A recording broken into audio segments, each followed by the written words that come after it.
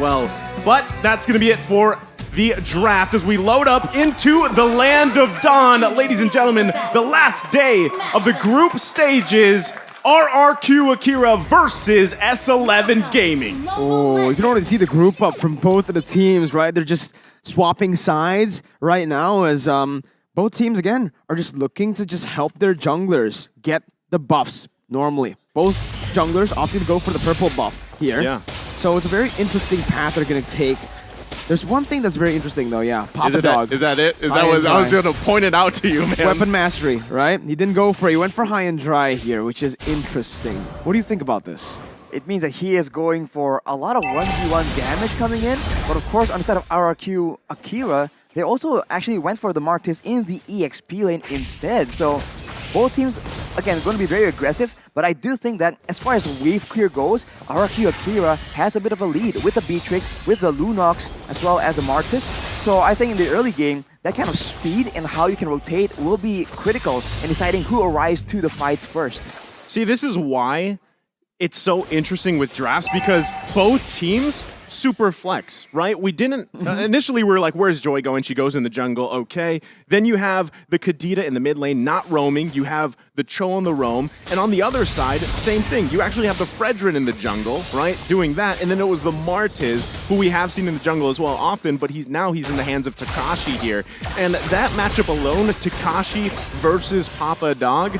I feel like it's going to be tough for Takashi to get a kill here, whereas Papa Dog could possibly get an early one if he is able to utilize that high and dry emblem. And you can see the team focusing on the bottom side. Already right early on, Takashi though, on the Martis. That's why they actually opted to put the Martis in the XP lane instead of the jungle. And instead, they went for Fredrin in the jungle, which is, again, a weird style, because usually we do see the Fredrin get placed into the XP. But now King is already rotating towards that turtle side, going up against Papa Dog, Jawton, and Erwin. As Erwin jumps in with Way of the Dragon, able to actually bring King all the way back when Takashi looks for a steal. The Divine Judgment comes in onto Jawton, but it's still going to be S11 who takes the turtle. Both teams disengaging, and S11 walk out with the favorable trade. No one gets taken out, but that is a very quick maneuver from S11, and I thought that RRQ Akira were the ones that were going to pull a trigger, because if you look at the composition, they have a lot more burst damage they can play around with, whereas for S11, they have a lot more outplay potential, but it seems like they are the ones that will be picking up first blood. First blood by S11 and Chan. This is what we said in the keys to victory. He needs to start popping off. Yeah. Picks the Kadita, flashy hero, does it. Erwin, with the way the Dragon and the Jeet Kune Do, brings King back, and that might just be a kill. King can't dash away. Sagan tries to look for some compensation, but it is not enough just yet. S11 off to a great start here. And yes, like you mentioned, right, Kadita, if you can get these early kills, you've got that last worship here. You also have the Petrify, which again has been debated. You know, do you run with the Flaker? Do you have the Petrify? Obviously, a lot of more people would opt for the Petrify for that combination to get out one member from RRQ Akira. But already, is there anything that sticks out to your eye here, Arashi, for the emblems? Of course, we talked about the high and dry already, but we can see actually in the mid lane though, a play happens to interrupt the analysis yet again. This is gonna be a spicy one, boys. They just don't like you, Arashi. They don't want you to talk, bro. I understand. Okay, you understand, right? But Erwin has just been massive here. I mean, I feel like at this point, most Cho games that we've seen have been very valuable, right? Whichever team decides to go with this hero. And it works so well in the roam because, again, you're able to just allow Jotun to go ahead and farm up, right? You don't really have to worry about too much, and then you come and contest those objectives. The next turtle coming up here in just a couple seconds. He's going to be in the right situation, but Papa Dog. Ooh, almost getting solo killed by Takashi. And again, this Martis in the XP lane in the matchup up against the Grok is working really well, as Louise is going to be able to find a Divine Judgment. That's the Bennett's Rage coming in as well, as Erwin is able to find the way the Dragon onto Louise. Who gets the turtle? It's Chan who takes it and secures it for his team. Both roamers falling, but again, S11 walk out with the better trade. That's a collateral turtle take from Chan with the rough waves. And S11, they're just doing so much better at abusing the fact that RRQ wants to group together and go for that dive in, because then they group up for that big combo, and later on Papa Dog will be in the mix as well. So RRQ, they need to try and spread out a bit, because in the early game at least, they don't really match that burst damage from the Kadita. So they have to wait for some items to come in for that Vanna's Rage like earlier to actually decimate the HP bars of S11. Man, right now, Chan is just, the value on this pick is massive for S11 here. And now the focus on the top side. They're actually going to back off, though. The whole team, both squads here, but Erwin. Almost. Just looking for it, right? Doesn't have the flicker just yet, so he actually stops right there. I do want to talk a little bit about the stakes of the game. If Akira wins this game, guaranteed upper brackets, #1 in the group. But if they lose, there is a chance of a 3-way tie once again in this group. Are you ready for it? I'm ready. Everyone's ready too. As he flickers under the turret, not going to be able to find the Jikundo though, as everyone's going to fall under that turret, gets caught. But Sagan falls too. Chan, right now, is popping off. He's doing what the keys to victory tells him to do.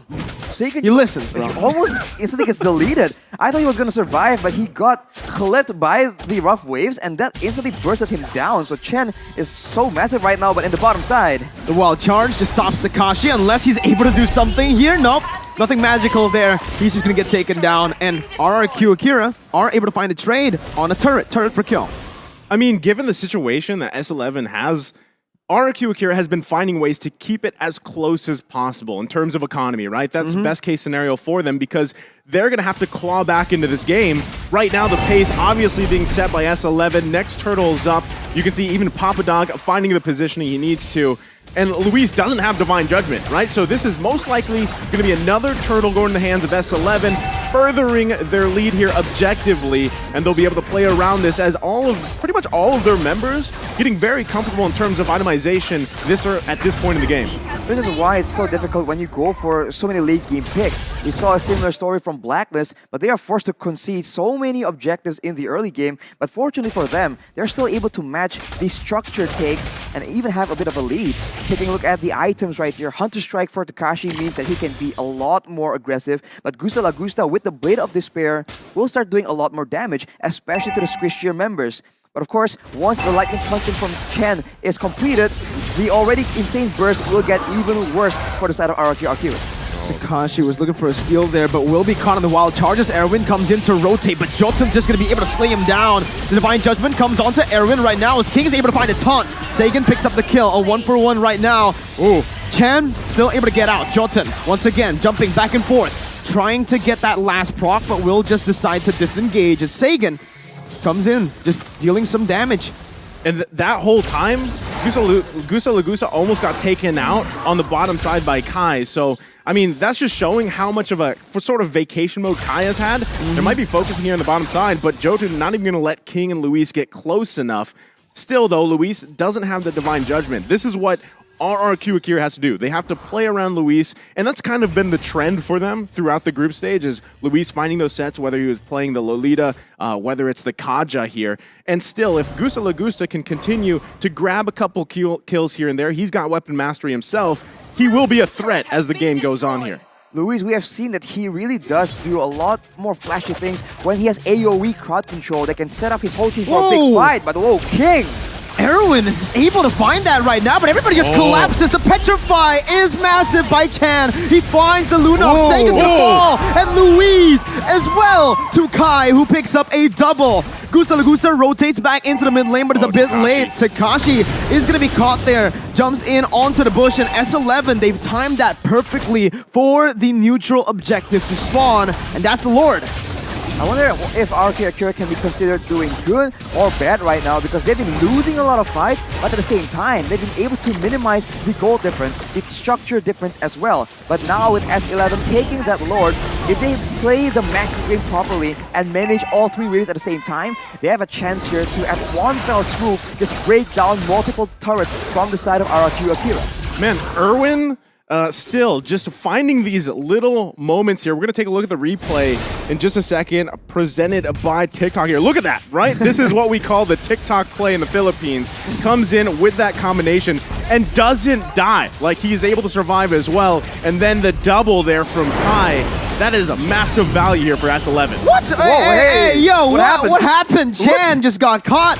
And Jotun's looking for that ambush. Luis is going to be taken low. He doesn't have the Divine Judgment, and Jotun's just going to be able to walk him down. Takashi on the back, forced to flicker out very low. Jotun gets traded back as Gusta Lagusta picks up a mega kill. But man, it's just action everywhere and they don't stop. They're still King's going. here, Whoa. Sagan comes in with Wild Charge, will cancel that damage out. Erwin jumps in, now bringing him back with Wader Dragon. This Kai is going to be able to actually deal the damage back onto him. But Gusta and King traded back once again, and it's a shutdown over to Gusta. Oh, man. This is a tough situation here because multiple shutdowns were picked up by Gusta Lagusta in that fight. Look at the damage right now. Okay. Out of nowhere, he is 6-0. Okay, the Beatrix does All right. damage. What was wrong with all the other Beatrixes at M4? What's with the win rate? Yeah. Well, He's 6-0. I It's have Gusta no La idea. Gusta, man. He's 6-0. He has the weapon mastery. And just a couple minutes ago, we were like, at one point, Gusta La Gusta, if he can continue to farm up, he is going to be a threat. And this is now. Now we're here, right? This is exactly what we're seeing. They get some more space on the map that they need. They even out the turret situation. But still, S11 is not out of this, right? They still do have quite a bit of control. They've got setups here. But Erwin, at this point, has to be much more careful in the way that he approaches these. And the same thing, Luis, now that he has Divine Judgment, he's feeling a little bit more confident, especially with Gusta La Gusta popping off at this point. He could find a setup that he wants, and then that's an immediate -1 for S11. It's going to be way harder for S11 to pull off their composition in the later stage of the game, right? They need to use their burst really efficiently towards that back line, and it's Sagan and Gusta. Thing is, Sagan can go invulnerable, and Gusta, the longer the game goes, will have some defensive items, will be a bit harder to catch. Meanwhile, for S11, most of them are open, and most of them can't really, take the prolonged fights here. It's just Kai, but just as I say it, again, Gusta La Gusta, he's dealing a lot towards Papa Dog on that high and dry. See, that's the thing. As we just said, Luis will pull those into Gusta La Gusta, find a kill, but Chan, though, Chan still has the rough waves. Is going to be able to get out of that one. A good snipe over just to poke Erwin down. But RRQ are doing good right now. They've gotten the turrets down and they can actually just wait it out. Play the long game unless Erwin gets caught here, and that's just a legendary picked up by Gusta. That's insane, What man. is Gusta? What? This man's insane. It's such a tough situation right now because Gusta What? is relatively survivable. Wow, that's a lot of damage, but he has a Has Claws as well, so he is sustaining a lot in these fights. And later on, Luis can transition from being an engage tool to a peel tool to ensure that Chan or Jotun, anyone who just dies in the back line, can get instantly shut down and destroyed by the damage coming in from the 8-0 right now, Gusta La Gusta. oh, look at Chan. Oh, He's I looking am. for a setup here on Gusta if he can find it. Oh my god, Sagan actually reads it out. Chan's still able to dish out the damage, but again, that's where the Lunox comes in handy. Osclaw. I thought I was going to hit, and then he's going to go for Luis ult, on the and then he hunt, goes though. for the hit. But yeah, Luis is on the hunt. Not really going to be able to commit just yet, though. So both teams just disengage unless Papa Dog gets caught with Wild Charge. He is going to be able to turn it back around onto RRQ Akira. Luis is going to be sprayed down right there as Gusta still dealing a lot of damage in the back. Flickering out to safety as he's going to be able to kite for a bit, but King will fall to the hands of Kai, who's still running wild on RRQ Akira. And there's a triple kill, and in the mid lane, it's a 1v1 where Chan's going to be able to actually deal out the damage to shut Gusta down. Takashi coming back at it, getting the decimate, and getting a trade back in. It's a 4-for-1. Out of nowhere. That's a 4-for-1 Yeah. after securing the Lord. Both these teams right now, after taking a Lord, has gotten taken out very decisively. What is going on? RRQ Akira, they stood there with two members in that late game in a Lord push situation.